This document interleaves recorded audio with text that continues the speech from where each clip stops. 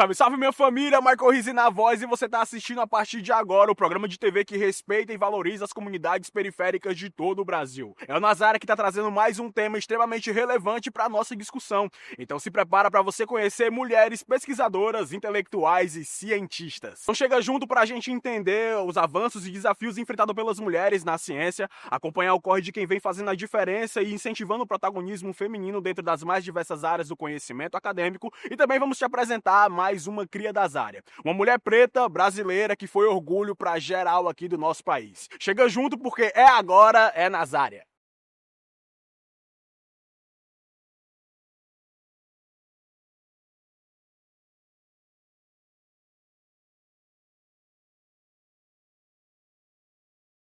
Você tá ligado que o mundo acadêmico sempre foi um espaço de poder. Não é à toa que desde a construção das primeiras universidades aqui no Brasil, apenas os filhos homens da elite brasileira ligada à corte portuguesa tinham o direito de ingressar nesses espaços e nessas faculdades. Mas de acordo com o CNPq, acredita-se que cerca de 43,7% das pesquisas realizadas nas mais diversas áreas do conhecimento são feitas hoje por mulheres. Embora esse número venha crescendo nos últimos anos, a gente ainda vê poucas mulheres em espaços de liderança, seja na universidade ou em outros lugares da sociedade. O Papo Nazária de hoje é sobre isso e você é meu convidado para a gente trocar essas ideias. Vem comigo!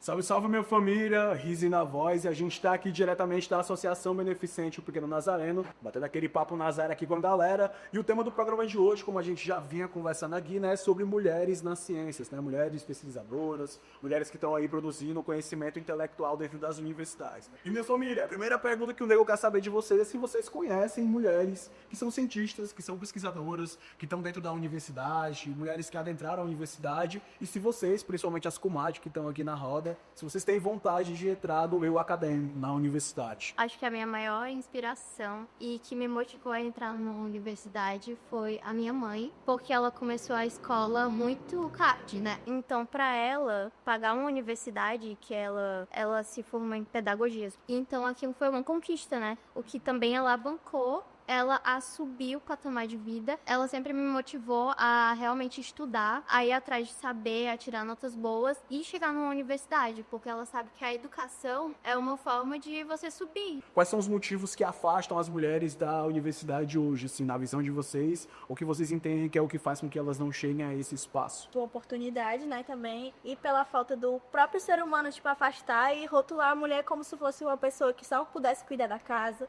que não pudesse, tipo, se formar em algo que ela queira, ou um trabalho que homem também faz, como engenharia, essas coisas assim. Visam mais homens e eu acho que é isso que afasta as mulheres desse tipo de profissão. Por que vocês acham que seria importante ter mais mulheres nessas áreas de conhecimento diversos, né? Nessas outras áreas, como tu mesmo falou, na engenharia, ou em outros espaços aí, produzindo conhecimento, produzindo conteúdo, enfim, né? Produzindo pesquisas científicas para poder somar. Tem que ter uma quebra de paradigma, sabe? Porque muitas vezes quando uma mulher tenta expressar o seu apreço por conhecimento, pela ciência ou alguma área que seja muito predominantemente de homens, ela acaba sendo invalidada. Então, eu acho que isso é bem errado da sociedade. Quando a gente vê, por exemplo, mulheres produzindo pesquisas científicas voltadas para o corpo feminino, a gente está desmistificando uma ideia de que a mulher só precisa cuidar do outro e ela precisa cuidar de si. Então, por isso que a gente precisa ter mulheres na área da ciência. Por isso que a gente precisa ter mulheres nessa área de construir conteúdo, de produção de ideias científicas, né? Por exemplo, eu tenho uma amiga que ela pesquisa de como a dança vai trazer bem-estar para a vida das mulheres dentro das periferias.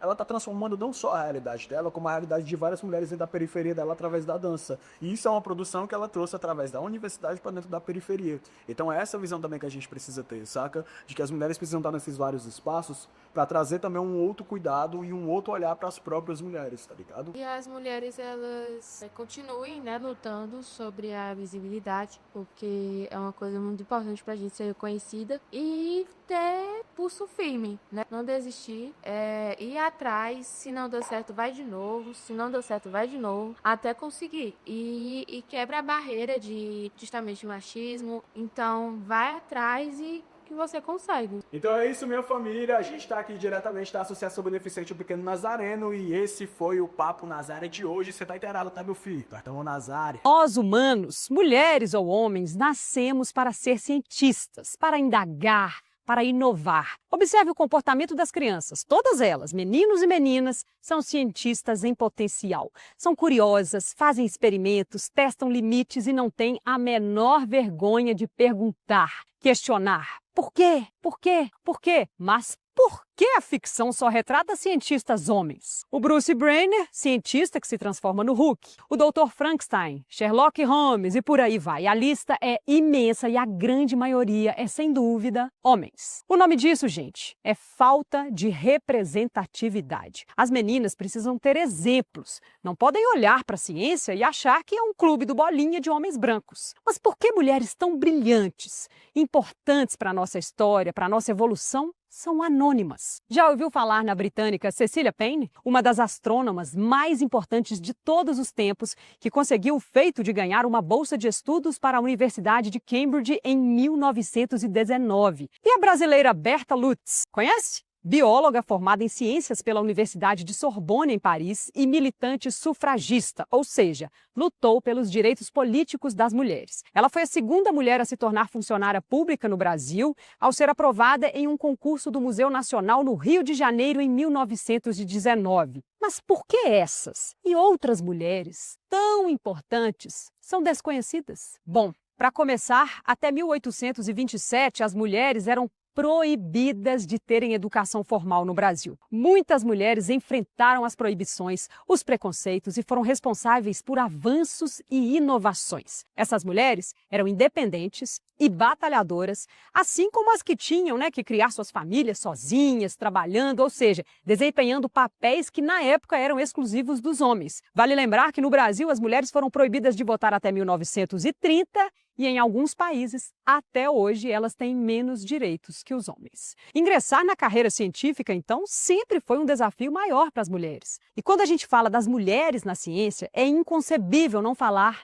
de desigualdade de gêneros. Definitivamente, as mulheres encontram mais dificuldades e barreiras para chegarem aos mesmos objetivos que os homens. Segundo o MEC, hoje as mulheres estão mais presentes que os homens na educação básica e superior. Elas estudam mais, fazem mais pós-graduação, mais mestrado, mais doutorado, mas mesmo assim ganham menos que os homens. As mulheres são maioria nos cursos de graduação, 57,2% dos estudantes do país. Além disso, elas têm participação relevante na pesquisa. Dos pesquisadores bolsistas do Conselho Nacional de Desenvolvimento Científico e Tecnológico, 49% são mulheres. Mas, se analisarmos a situação mais de perto, é revoltante. Das pesquisas que recebem mais recursos, financiamentos maiores, somente 35,5% são de mulheres. E quando a gente sobe ainda mais o nível da especialização, considerando apenas as bolsas 1A, que são as mais prestigiadas, apenas 24,6% vão para o gênero feminino. Ou seja, mesmo estudando mais, as mulheres têm menos espaço e ganham menos que os homens. Não é à toa que o número de mulheres presentes na ciência diminui conforme o prestígio na carreira aumenta. É urgente que todas e todos nós tenhamos conhecimento dos privilégios que existem e lutar para que eles acabem. Bom, para mim, um homem que não reconhece o seu próprio privilégio, que ignora, quando alguém alerta para o machismo, é vergonhoso, covarde e até cruel, porque esse privilégio causa malefícios para a maior parte da população. Mas eu também sei que esse aprendizado, para todos nós, homens e mulheres, para a sociedade, é um processo. Temos que nos esforçar para aprender e mudar diariamente e falar cada vez mais desse assunto. Para conhecer a trajetória de mulheres protagonistas nas áreas das ciências humanas e da natureza, acesse o site ebiografia.com/mulheres_na_ciência. O site oferece informações biográficas de mulheres que fizeram a diferença com seus projetos e estudos através dos tempos.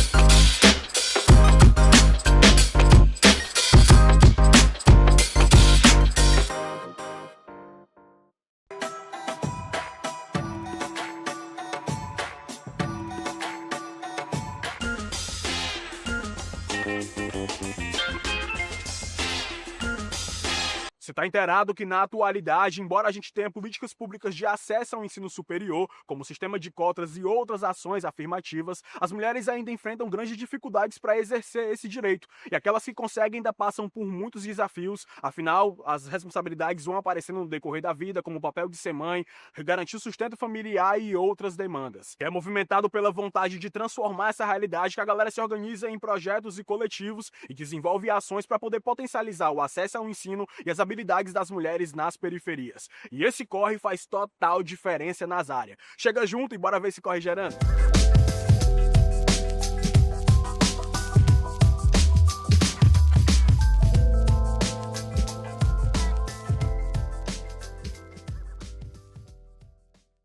Eu sou professora de História e construo o Cursinho Popular das Áreas. O Cursinho Popular das Áreas, ele surgiu da iniciativa de professores que se voluntariaram, sentindo essa necessidade, né, observando essa carência de existir um cursinho popular no território do Conjunto Ceará. Então, nós nos unimos e criamos o Cursinho Popular das Áreas, que faz parte de uma iniciativa maior, né, da rede de cursinhos populares Podemos Mais, que busca justamente expandir os cursinhos populares pelos territórios do Brasil.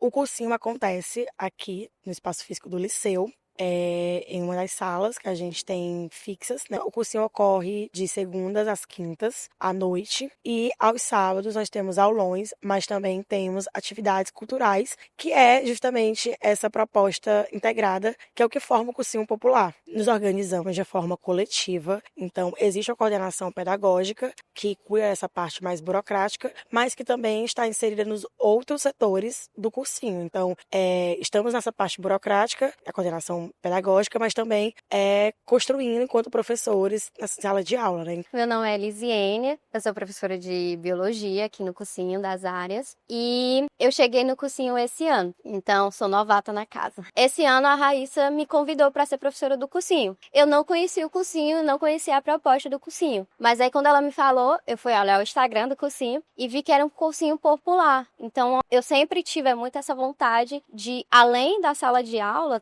construir algo a mais com os meus alunos, que eu acredito muito no poder da educação, né? Sou cria de Paulo Freire e a gente aqui no cursinho se baseia muito ainda na educação de Paulo Freire. E aí me despertou muito o sentimento de que eu posso contribuir de alguma maneira a mais para a educação no país e fazer com que esses jovens, né, sintam-se ainda mais acolhido em pensar outras maneiras de chegar na universidade e ter sucesso aí na vida. Os alunos, eles ficam mais focados, né? Porque no ensino regular, que eu trabalho também no ensino regular, os alunos são um pouco mais dispersos. Aí no cursinho a gente tem um pouco mais de foco, né? Que a gente sabe que ali a gente tem alunos de diversas áreas, não só alunos aqui do liceu, tem alunos que já concluíram o ensino médio há muito tempo, estão retornando, né? Buscando novos caminhos. Então eu tenho alunos diversos, até mais velhos do que eu. Então isso me traz desafios em relação à diversidade dos alunos. A gente está sempre contribuindo para o mundo e o mundo ainda tem muito para contribuir para a gente. A gente nunca termina de se formar. Enquanto professor, a gente está sempre aprendendo. E a gente sempre aprende com esses alunos também, com esses estudantes. E eu digo para essas pessoas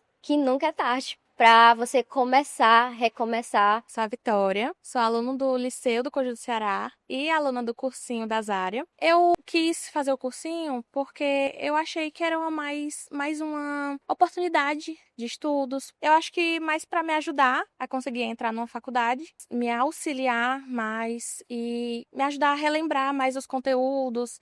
Eu sempre quis fazer faculdade, também por conta que meus pais não tiveram a oportunidade de fazer faculdade. Graças a Deus, a minha irmã teve a oportunidade, concluiu a faculdade, tá ótima. E por isso que eu quis mostrar para meus pais que eu também conseguiria e dar orgulho para eles. Eu penso em fazer biomedicina, me especializar em estética e ter um estúdio para mim de estética. Eu me imagino tendo um estúdio pra mim. Eu quero ter uma clínica. Me imagino bem financeiramente, conseguindo ter, tipo assim, ter uma independência financeira, conseguir ajudar meus pais. Se você deseja conhecer oportunidades e iniciativas que têm como objetivo fortalecer o protagonismo das mulheres nas ciências, acesse o site mulherescientistas.org.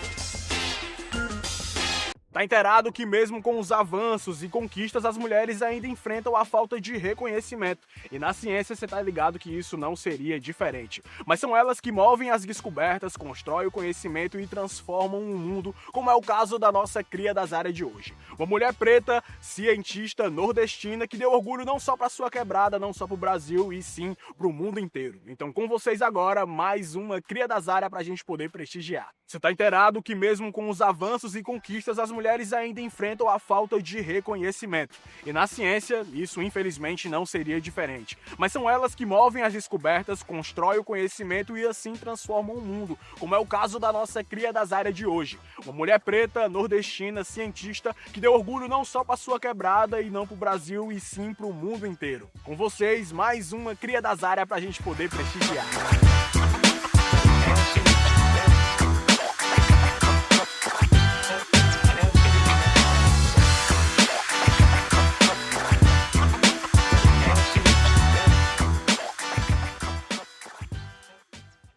Segundo a Unesco, apenas 30% dos cientistas no mundo são mulheres, e esse número ainda é menor em cargos de liderança na ciência. Na América Latina, por exemplo, apenas 18% dos reitores nas universidades são mulheres. A pouca representatividade das mulheres na ciência tem muitas razões, e vão desde questões culturais, responsabilidades familiares e o elevado grau de discriminação contra a mulher em nossa sociedade patriarcal. Muito se escuta falar do reconhecimento das teorias de Darwin, Lamarck, Lavoisier, mas poucos conhecemos das relevantes descobertas protagonizadas por mulheres cientistas. E é nessa pegada de reconhecimento e valorização das mulheres na ciência que nossa cria das áreas de hoje foi escolhida. E é com sentimento de orgulho e respeito que nossas homenagens hoje vão para Jaqueline Góes de Jesus. Uma mulher negra, biomédica, nascida na Bahia, é reconhecida mundialmente por sua contribuição no avanço do conhecimento sobre o vírus SARS-CoV-2, responsável pela pandemia de Covid-19. Hoje, talvez a pauta mais importante dentro de tudo que eu falo é justamente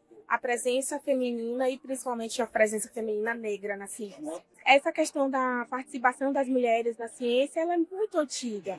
A gente sempre teve aqui no Brasil um quantitativo alto de mulheres na ciência. A questão que nos move aqui é ter as mulheres em posições de decisão.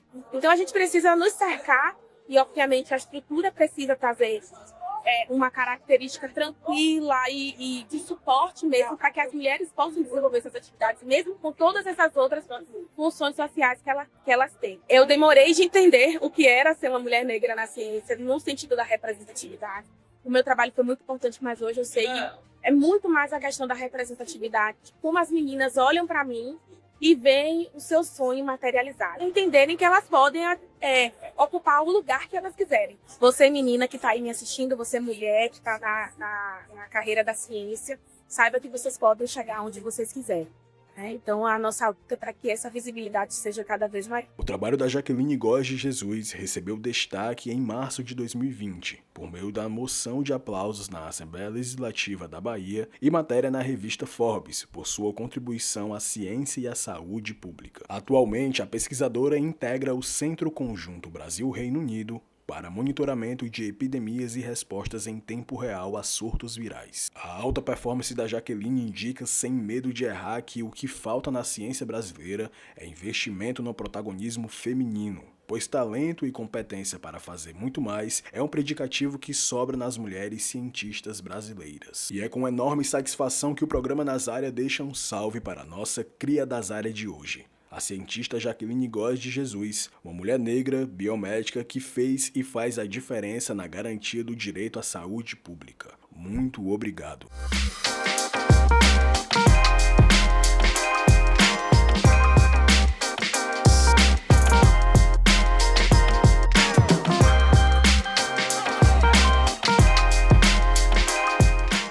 Então é isso, minha família, a gente vai ficando por aqui, mas se você curte o programa Na Área, eu te convido a conhecer as redes sociais da Associação Beneficente O Pequeno Nazareno. Lá você vai encontrar as reprises do programa Nazária e também outros projetos que são desenvolvidos pela associação. É só você acessar o site opequenonazareno.org.br, o Instagram OPN_oficial ou o Facebook O Pequeno Nazareno. E não esquece, hein, se você tem algum tipo de crítica, dúvida ou sugestão para fazer pra gente do programa Nazária, é só entrar em contato através do e-mail que tá aparecendo aí na sua tela.